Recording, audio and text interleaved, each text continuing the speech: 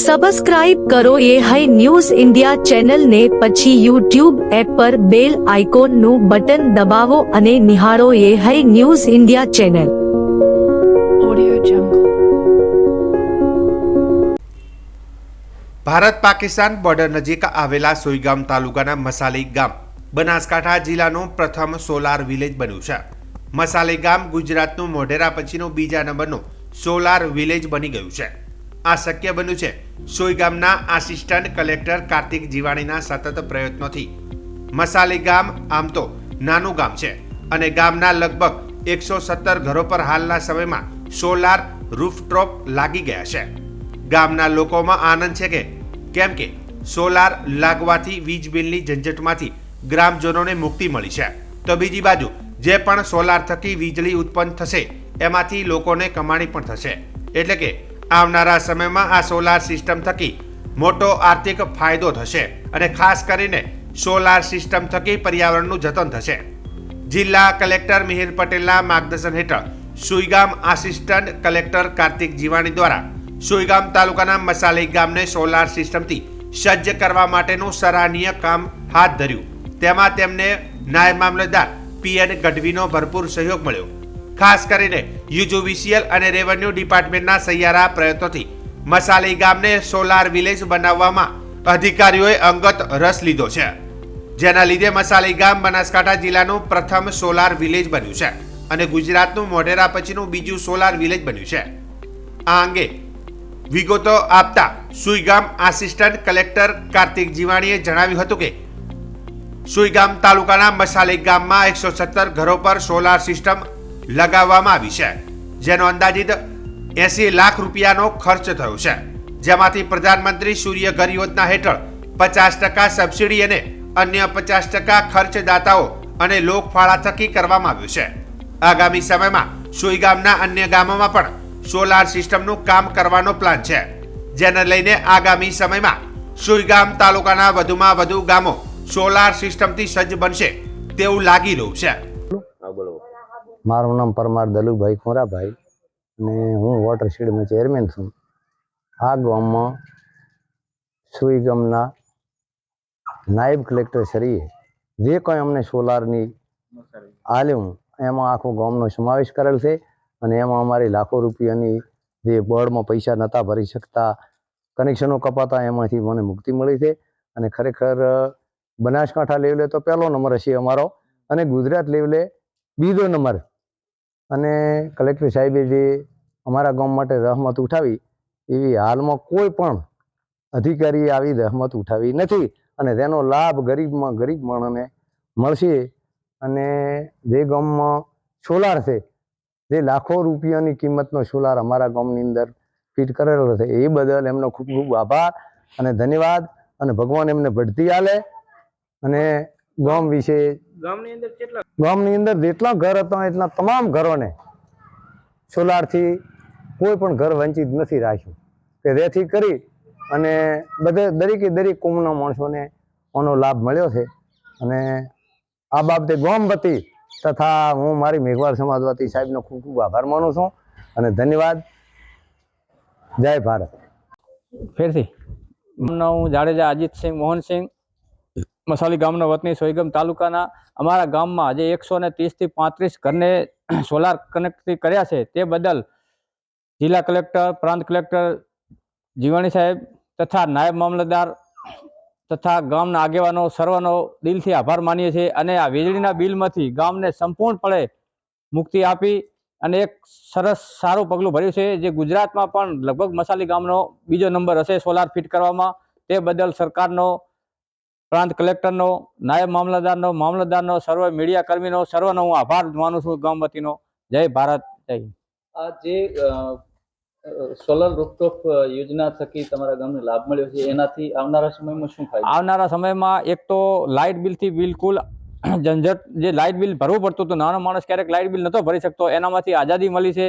અને વધતા કોઈના પણ ભેદભાવ રાખ્યા વગર કોઈ ગરીબ માણસને પૈસા હોય કે ના હોય, લાઇટ બિલ ભરી શકે ના ભરી શકે, આનામાંથી બિલકુલ આર્થિક પણ ખૂબ લાભ થયો છે અને માનસિક પણ ખૂબ લાભ થયો છે। કારણ કે ક્યારેક લાઇટના એમ છે કે આ વખતે બિલ ભરાશે કે નહીં ભરાશે, લાઇટ કપાઈ જશે નહીં કપાઈ જશે, એનામાંથી પણ માનસિક મુક્તિ મળી છે અને ગામ આનાથી સારા પ્રગતિના પંથે પણ જઈ શકશે, કારણ કે સોલાર આવવાથી એક તો ગામમાં લાઇટ ને જે કોઈ વિદ્યાર્થીઓ હોય વાંચન બીજી આ ના લાઇટ જતા કારણેથી એને ઘણી તકલીફ પડશે, એ પણ પડશે નહીં.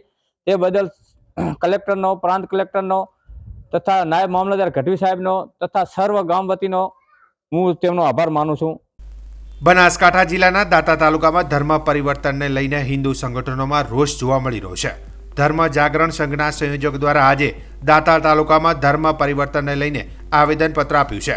આ આવેદનપત્ર દાંતા મામલતદારને આપવામાં આવ્યું છે. હાલમાં 184 જેટલા ગામોમાં કેટલાક તત્વો લોભ લાલચ આપીને ધર્મ પરિવર્તન કરાવી રહ્યા છે. દાંતા તાલુકામાં કેટલાક અંતરિયાળ વિસ્તારમાં આવા કેમ્પો ચાલી રહ્યા છે. તેવા આક્ષેપો સાથે આજે હિન્દુ સંગઠન અને મોટી સંખ્યામાં લોકો એકઠા થઈને દાંતાના મામલતદાર કચેરીમાં આવેદનપત્ર આપ્યું હતું. બનાસકાંઠા જિલ્લાના દાંતા તાલુકામાં જનજાતિ વસ્તી ધરાવે છે, છતાંય આ વિસ્તારમાં ક્રિશ્ચન દ્વારા નાતાલ જેવા કાર્યક્રમો કરવામાં આવે છે અને કાર્યક્રમો દ્વારા લોકોને લોભ લાલચ આપી અને અત્યારના જે જનજાતિ સમાજમાં જેવા કે આ કાર્યક્રમો કરવાનો ઉદ્દેશ એ લોકોને એવો હોય છે કે આ સમાજના લોકોને બીમારી વખતે દવાખાનામાં જવાની જરૂર હોય છે, પણ આ લોકો એમને એવી રીતે ફોસલાવી અને સમાજને ગેરમાર્ગે દોરવી અને એ લોકો કે અમે તમારું માણસ તૈયાર કરશું આવી રીતે કરી અને દવાના બદલે ધર્મ પરિવર્તન કરાવી અને નાતાલ જેવા કાર્યક્રમો કરાવે છે. તો આ કાર્યક્રમો 25 તારીખના રોજ ના થવા જોઈએ, એના વિરોધમાં અમે મામલતદારશ્રીને આવેદનપત્ર આપ્યું છે. મારું નામ બાબુસિંહ એચ ગોહિલ, દોતા તાલુકા ધર્મ જાગરણ સંયોજક. દોતા તાલુકામાં 184 આદિવાસી ગામડાઓ આવેલા છે. ભોળી પબ્લિકને ભોળવીને ધર્માંતર કરવામાં આવી રહ્યું છે ક્રિશ્ચન લોકો દ્વારા. એ રોકવામાં નહીં આવે તો ન છૂટકા અમારે આંદોલન કરવું પડશે. ખૂનામારી થશે, મારામારી થશે, એના માટે સરકાર જવાબદાર હશે. બનાસકાંઠા જિલ્લાના ધાનેરા તાલુકાના સરાલ ગામે કરુણ ઘટના સામે આવી છે, જેમાં ચાલુ શાળાએ શિક્ષકને છાતીમાં દુખાવો પડતા શિક્ષકનું મોત નીપજ્યું છે. જેમાં સરાલ શાળામાં શિક્ષક તરીકે ફરજ બજાવતા 50 વર્ષીય સુરેશભાઈ દરજીનું મોત થતાં શિક્ષણ આલમમાં શોકનો માહોલ જોવા મળ્યો હતો. જોકે શાળા પરિવાર દ્વારા મૃતકની લાશને પીએમ અર્થે ધાનેરા રેફરલ હોસ્પિટલ ખાતે ખસેડવામાં આવી હતી અને ત્યારબાદ ધાનેરા પોલીસને જાણ કરતા ધાનેરા પોલીસ કર્મીઓ સરકારી હોસ્પિટલ પહોંચ્યા હતા. વધુમાં મૃતકની લાશને પીએમ બાદ વતન મોડાસા લઈ જવાની તજવીજ હાથ ધરવામાં આવી હતી. રાજ્ય સરકારે મેનેજમેન્ટ કોટાની આદિવાસી વિદ્યાર્થીઓની મેટ્રિક શિષ્યવૃત્તિ બંધ કરી દીધી છે, જેને લઈને છેલ્લા 3 માસથી રજૂઆતો થઈ રહી છે. ત્યારે આજે NSUI અને જિલ્લા કોંગ્રેસ દ્વારા કલેક્ટર કચેરીને તાળા મારવાનો કાર્યક્રમ અપાયો હતો. જોકે NSUIની માંગ છે કે આદિવાસી વિદ્યાર્થીઓની શિષ્યવૃત્તિ કેન્દ્ર સરકારની ગાઈડલાઈન મુજબ ચાલુ રહેવી જોઈએ અને આ માંગ સાથે રેલી સ્વરૂપે કલેક્ટર કચેરી પહોંચ્યા હતા. જોકે કલેક્ટર કચેરીના ગેટ પાસે પોલીસ અને વિરોધ કરી રહેલા કોંગ્રેસના કાર્યકરો વચ્ચે ઘર્ષણ થયું હતું, જેમાં જિલ્લા કોંગ્રેસ પ્રમુખ ભરતસિંહ સોલંકી, NSUIના પ્રદેશ પ્રમુખ નરેન્દ્રસિંહ સહિત NSUIના 50 જેટલા કાર્યકરોની પોલીસે અટકાયત કરી હતી.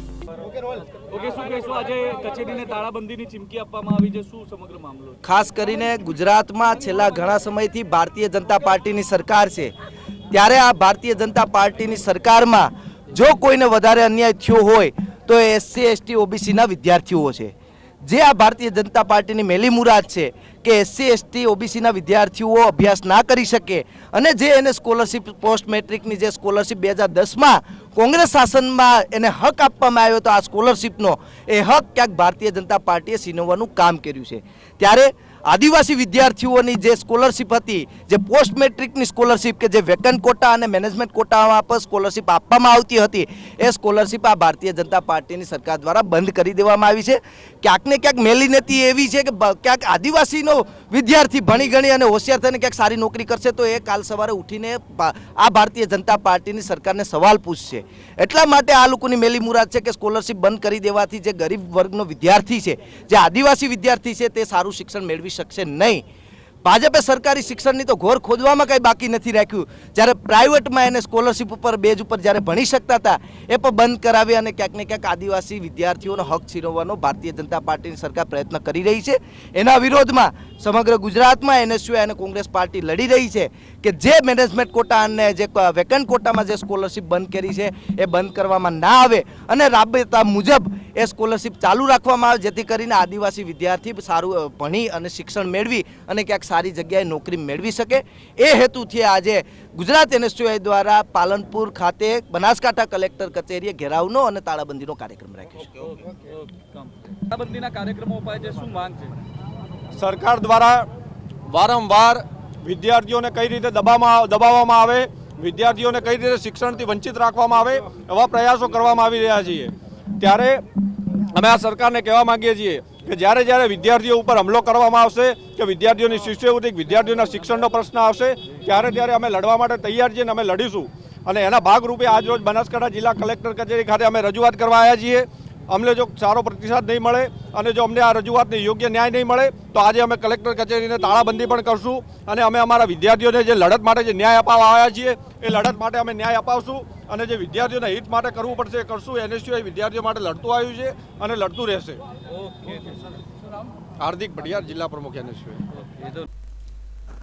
સંસદના શિયાળુ સત્રમાં આજે લોકસભાના સ્વીડન, આર્મેનિયાના સભ્યો પણ સંસદની કાર્યવાહી નિહાળવા ઉપસ્થિત રહ્યા હતા. લોકસભામાં આજે કાયદા મંત્રી અર્જુન રામ મેઘવાલે વન નેશન વન ઇલેક્શન માટેનું બંધારણ 129 સંશોધન વિધેયક 2024 રજૂ કર્યું હતું. તેનો કોંગ્રેસ સાંસદ મનીષ તિવારી અને સમાજવાદી પાર્ટીના સાંસદ ધર્મેન્દ્ર યાદવે વિરોધ નોંધાવ્યો હતો અને બિલને પરત લેવામાં આવે તેવી માંગ કરી હતી. The Union Territories Laws Amendment Bill 2024 further to amend the Government of Union Territories Act 1963, the Government of National Capital Territory of Delhi Act 1991 and the Jammu and Kashmir Reorganization Act 2019, ये मैं आपकी अनुमति से आपसे leave मांग रहा हूँ. आखिर ये मनीष तिवारी जी ने कहा कहीं एक विधानसभा के चुनाव अगर कोई अविश्वास आता है, अगर बहुमत नहीं मिलता है तो क्या पूरे देश का चुनाव कराओगे? દેશની સૌથી પ્રથમ આયુર્વેદ યુનિવર્સિટી બહુમાન જેમને પ્રાપ્ત છે તે આઝાદી પહેલાંની આયુર્વેદ સંસ્થાન ગુજરાત આયુર્વેદ યુનિવર્સિટીમાં 700 વર્ષથી પ્રાચીન ભગવદ્ ગીતાનું ખૂબ જ સુંદર રીતે સંવર્ધન કરવામાં આવી રહ્યું છે. વર્ષો પૂર્વે જામનગરના મહારાણી ગુલાબ કુંવરબાના અનુદાનથી બનેલી દેશની સૌ પ્રથમ આયુર્વેદ યુનિવર્સિટીમાં અંદાજે 700 વર્ષ જૂની ભગવદ્ ગીતા સાચવવામાં આવી છે. ભોજપત્ર પર દેવનગરી લિપિમાં નેચરલ શાહીથી લખાયેલી આ ગીતામાં મહાભારત મુજબ ગીતાના તમામ 745 શ્લોકનો સમાવેશ કરાયો છે. ખૂબ જ માવજતથી કરી આ ગીતાને જામનગરની આયુર્વેદ લાઇબ્રેરીમાં સાચવવામાં આવી છે. मैं वैद्य वीरेंद्र कुमार कोरी,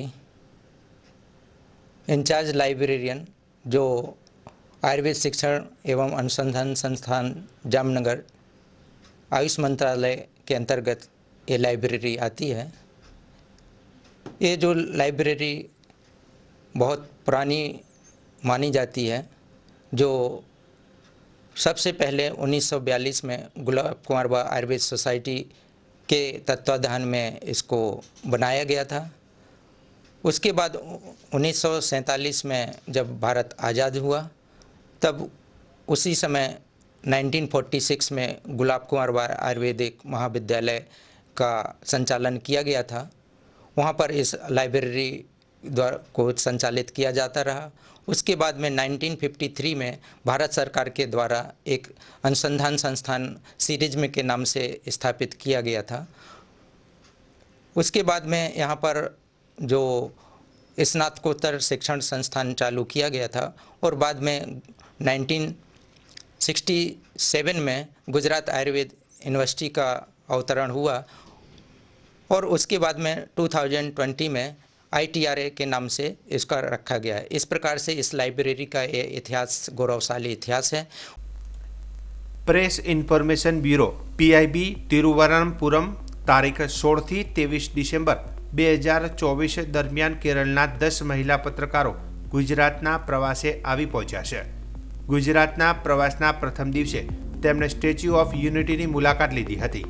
સરદાર પટેલના સ્ટેચ્યુની મુલાકાત ખૂબ રોમાંચક હોવાનું પત્રકારોએ જણાવ્યું હતું. આ ઉપરાંત તેમણે સરદાર સરોવર ડેમ, આરોગ્ય વન, મિયાવાકી ફોરેસ્ટ સર્ક્યુલેશન રૂટની મુલાકાત અને તેના વિશે જાણકારી પણ મેળવી હતી.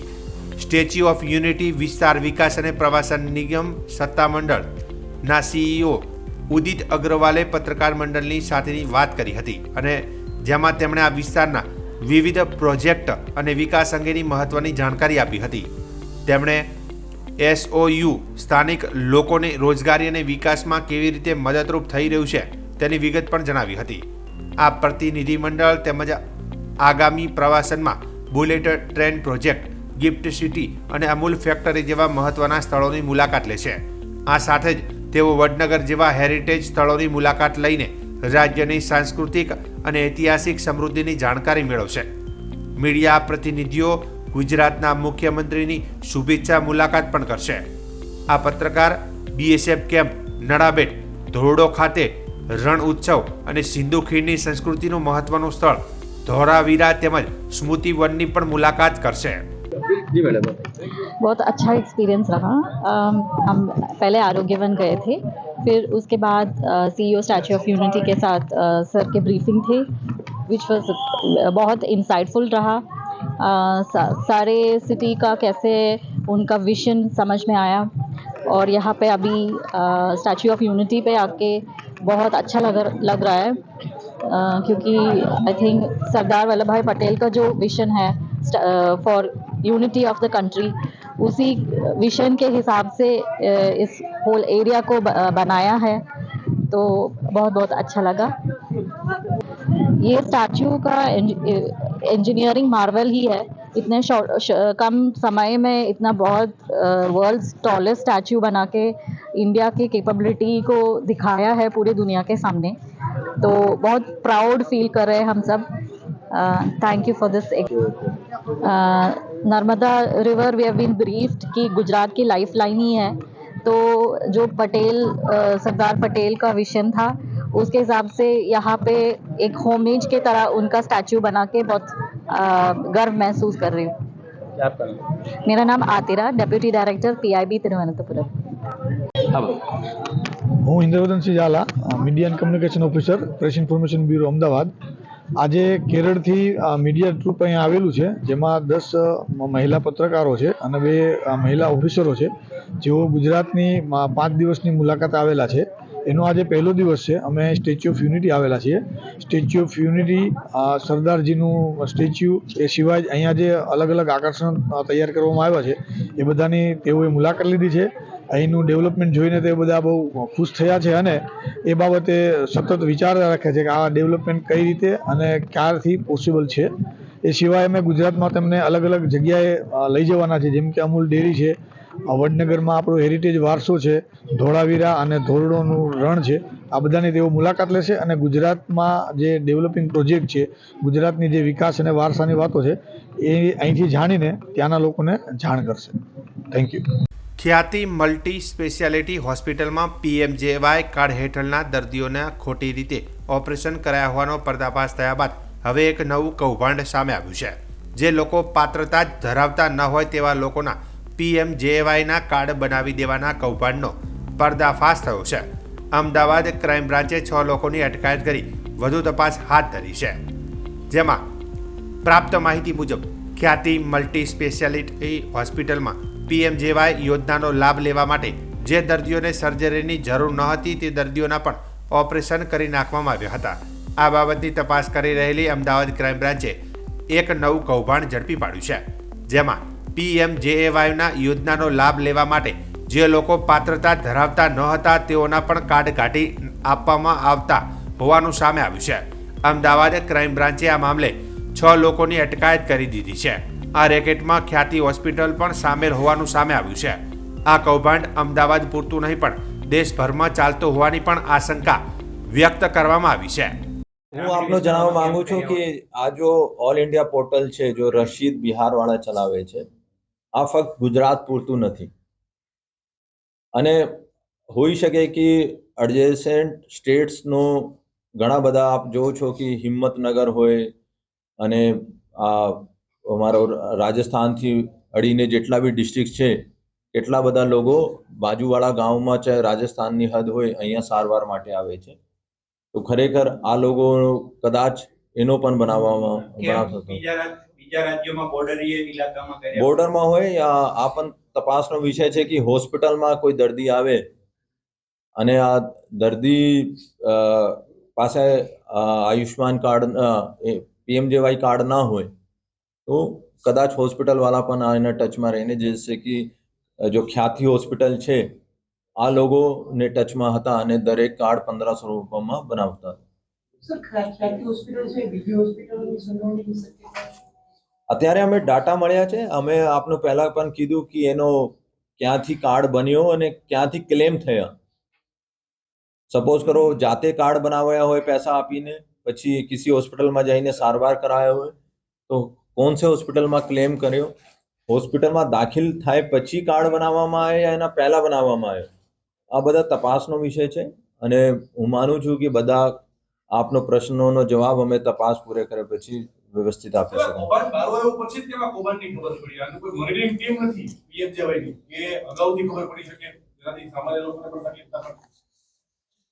लोगों हमें ऐसा नहीं, हेल्थ डिपार्टमेंट પણ અમારે ટચમાં છે. આ લોકો પણ અમારે ટેકનિકલી હેલ્પ કરે છે અને જ્યાં જ્યાં જરૂરત છે અમે એની એડવાઇસ પણ લઈએ છીએ.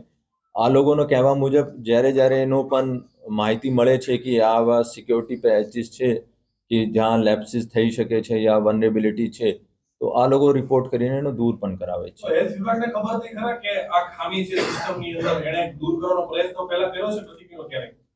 આ ભૂતકાળમાં જ્યારે એનો ખબર પડી, સપોઝ કરો ગઈ વર્ષે CSC સેન્ટરમાં એનો ધ્યાનમાં આવ્યો કે એવા કંઈ થોડા બહુ ચીટિંગ વગેરે થાય છે તો ગુજરાતમાં PMJYમાં CSC લોગિન ઇનએક્ટિવેટ કરાયા છે. પર આ વધારે કૌભાંડ L1 જો એન્સર કોમ્યુનિકેશનવાળા છે ક્યોંકि આઉટસોર્સ કરવામાં આવે છે તો આ એન્સર કોમ્યુનિકેશનવાળાનો જવાબદારી છે કે બધા વેરિફિકેશનનો લેયર 1 પર. અને આ તપાસનો વિષય છે પર મારી માહિતી મુજબ એનો બીજા રાજ્યમાં પણ કોન્ટ્રાક્ટ છે. કેટલા રાજ્યોમાં છે સાહેબ કોન્ટ્રાક્ટ? અત્યારે આ બધા અત્યારે તો મેં આપણા ટેકનિકલી ઇશ્યુઝ પર કામ કરતા હતા અને અત્યારે રિમાન્ડ પછી આ બધા વિષયોનો જવાબ આપવામાં આવશે. આ ખ્યાતિવાળા એનો કેશ આપતા હતા અને જો પોર્ટલ પર કાર્ડ જાય તો આ લોકો જો ડિજિટલ ગેટવે મારફતે પણ આપતા હતા અને ઘણા બધા આરોપીઓનો ગૂગલ પે પણ થયેલા છે. નકલી જે 3000 જેવા કાર્ડ છે એમાંથી નકલી જે કાર્ડ હોય એમાંથી કેટલું વળતર ક્લેમ પાસ થયેલા ગુજરાત સરકારમાં? આ બધી વિગત અત્યારે અમે માંગશું. કાલે અમારે આ બધા ટેકનિકલ એનાલિસિસથી હું આપને કીધું કે DCP ક્રાઇમ સાહેબ જાતે એને ઘણા બધા આ લોકોનો જ્યારે ખબર પડી કે ખ્યાતિનો તપાસ ચાલી રહ્યા છે તો એને ઘણા બધા એનો ડિજિટલ ટ્રેલ વॉश आउट કરી. पर हमारे पास टेक्निकल एक्सपर्टीज और खुद DCP ક્રાઇમ સાહેબે આ ઉપર કામ કરતા અને બધા ઘણા બધા ડાટા રિટ્રીવ કરવામાં આવે છે. એના મારફતે અમે આગળ વધશું.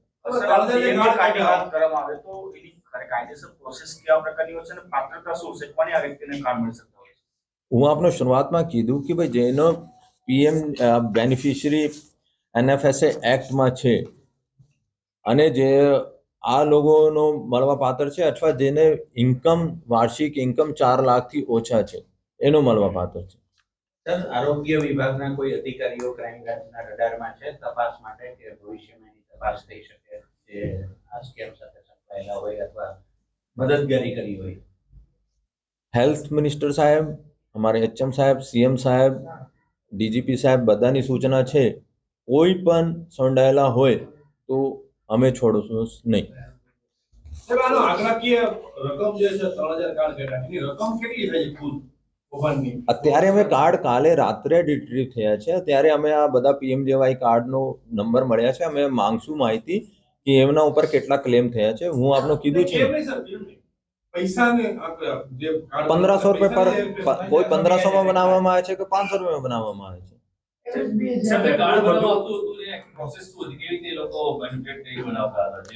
તમારું કાર્ડ બની જાય એવી રીતે ઘણા બધા પોર્ટલ્સ પણ છે જો જેના મારફતે આ લોકો ઓટોમેટિક પોર્ટલ જેને કે આપણે આધાર કાર્ડ મૂકીએ અને પેમેન્ટ આપીએ જેવી રીતે સુરતમાં ફેક આઈડી થતો હતો એવા પોર્ટલ છે માસ્ટર પ્રિન્ટ કાર્ડ, શાહ અપ્રુવલ પોર્ટલ.in, ગોલ્ડ કાર્ડ પ્રિન્ટ ઇન, એવા ઘણા બધા પોર્ટલ્સ પણ ચાલે છે જો ઓટોમેટિક આપ લોકોનો આપનો આધાર કાર્ડ મુજબ આપનો PMJY કાર્ડ બનાવીને આપી દે છે. આ લોકોની પ્રથમ પૂછપરછમાં 3000 થી વધારે PMJY કાર્ડ આ લોકોએ બનાવ્યા છે. હોઈ શકે કે એમાં ઘણા બધા એલિજિબલ પણ હોઈ શકે કે એમાં ઘણા બધા ફેક પણ હોય. તો આ તપાસનો વિષય છે કે 3000 કાર્ડ અમે PMJY જો ઓથોરિટીઝ પાસેથી એનો ડિટેલ્સ માંગશે અને પછી એનો મેચ કરવામાં આવશે અને કોણ સે હોસ્પિટલથી IP પણ એનો લેવામાં આવશે કે કોઈ હોસ્પિટલમાંથી બનાવવામાં આવે છે યા કંઈ ઓરથી બનાવવામાં આવે છે યા હોસ્પિટલને મોકલવામાં આવે છે અથવા આ 3000 કાર્ડમાં કેટલા લોકોએ PMJYમાં ક્લેમ કર્યા છે. બીજા હું જણાવવા માંગુ છું DCP ક્રાઇમ અજીત રાજનજી જો કે ટેકનિકલી બડી સ્ટ્રોંગ છે અને એટલા બધા ટેકનિકલ ડિટેલ્સ હતી તો પણ જાતે બધા ટેકનિકલ ડિટેલ્સનો એક્ઝિક્યુટ કરાવ્યો અને સામેવાળા જૂઠ તો નથી બોલતો, બેવકૂફ તો નથી બનાવતો. આ જાતે 2 રાતથી આ બધા વેરિફિકેશન કર્યા છે અને એના સાથે સાથે અમારો સાયબરનો 2 એક્સપર્ટ જો સાયબર ક્રાઇમ અમદાવાદમાં છે અને સુરતથી સાયબર એક્સપર્ટ ઉર્વિન મિસ્ત્રી જો ફેક આઈડી સ્કેમમાં પણ સાયબર એક્સપર્ટ હતા અને અમારી 3 ક્રાઇમ બ્રાન્ચની ટીમ PI સાલુંકે એનો માણસો, PI આલ અને PI ભરત પટેલ, DB પટેલ અને ACP ભરત પટેલ તમામે બધાનો સુરતથી પકડવામાં સફળતા મેળવી છે. ભાવનગરથી આરોપીઓનો પકડ્યા છે અને વોન્ટેડમાં સૌથી પહેલા નામ તો કિરણ પટેલ ખ્યાતિનો માલિક, કાર્તિક પટેલ ખ્યાતિનો માલિક પહેલા નામ છે. दूसरा चिराग राजपूत जो અત્યારે જ્યુડિશિયલ કસ્ટડીમાં છે. રાશિદ બિહારનો જો પોર્ટલ ચલાવે છે. નિખિલ પારેખ જો એન્સરનો ગુજરાતનો હેડ છે. આ તમામ વોન્ટેડ છે અને 6 જેટલા આરોપીઓ અમે ડિટેન કર્યા છે. એનો સાંજે અટક કરશે અને વિગતવાર કાલે રિમાન્ડ માંગવામાં આવશે. સર, મહારાષ્ટ્ર, રાજસ્થાન